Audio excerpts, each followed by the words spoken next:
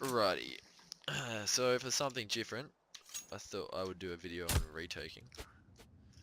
Um, it's kind of hard to explain. Some of it is just stating the obvious. Some of it maybe you don't know. I feel like we don't do it very well as a team.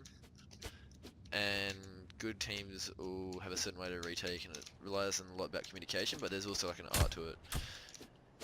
First of all, I'm going to say how important it is not to waste nades for like a retake. It makes life a lot easier if you can smoke off something. Like if you can just smoke off like this side, molly somewhere on the side, so you can rush, head glitch, and retake.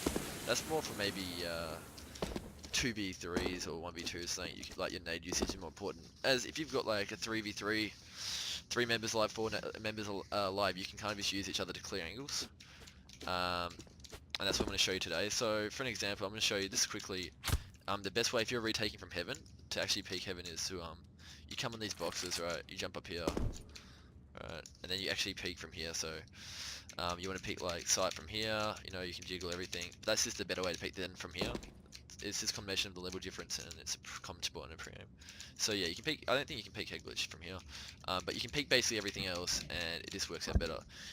So obviously, like it'd be stating the obvious, saying that like you'd wait for each other to retake, but like I think it's also important that you use your communication. You understand where your players are, so you can use them to peek your basically your blind angles, right? So obviously, what this guy would be doing, he'd be waiting for his teammate to come. Say there's a guy coming from this one, right, from here. And say there's a guy coming from CT, alright? So we'll say it's a 3v3 or 3v4 anyway. So what this guy would do be waiting waiting there. Obviously he'll have a teammate that should be like really close, like right in this area, and then this guy's coming. Now an example is like Jacob's box, which like Jacob never fucking checks, which is basically when a player just sits around this area kind of thing. Right, which he'd be very exposed, but if you know where the player's coming from, it's alright. But an example of this, how hard it is to check this spot.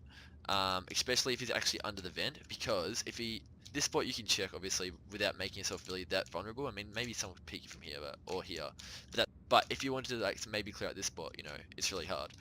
So an example is this, so to save this player from maybe putting his back towards someone in drip, from someone peeking him, so he does not putting himself in a bad situation by doing this. If you're aware that someone's heaven, obviously after they've have cleared out, this is where like communication comes in, and they've like maybe called what they've cleared, right? So after like you've cleared out all of these angles, the player can start peeking around, right? He can jiggle this, and then he can actually clear Jacob's box for you, right? So that's one angle that he doesn't have to peek. And the reason why you'd want to do that is basically so he's not putting himself at a disadvantage. He isn't turning around, right, and kind of like risking it, hoping that no one peeks him, or like he doesn't get killed from a different angle to peek that one angle, right? So the whole point of it is just basically like peek the easy angles, get your teammates to peek the easy angles for you rather than trying to peek like a really hard angle, right?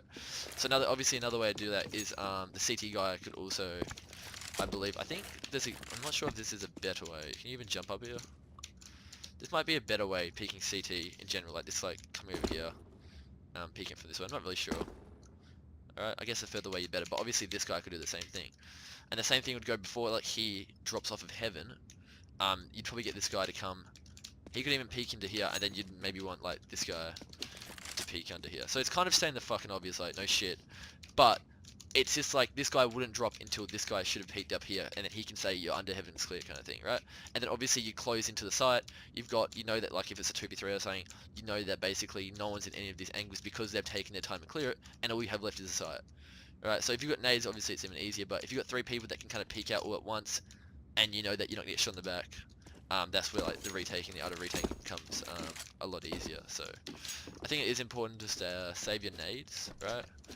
I feel like this is dumb, like this is kind of saying the obvious, but it's also important just to use your team to clear all the angles, right? So like obviously you wait each other, and you need to have some idea of like the mental map in your head and know what they can see from their positions, right? And use your teammates' positions to your advantage, right? So I guess the whole thing is just a lot of people put themselves into bad situations trying to clear out angles, when if you wait, your teammates can clear them out for you a lot easier, right? And if you get teammates to clear out your angles for you, you know that you're going to be going in the same pace altogether, that someone's not getting too ahead, someone's not going to push in too early, and all that. So yeah. I'm not sure if I missed anything, but that is my video on retaking. Enjoy.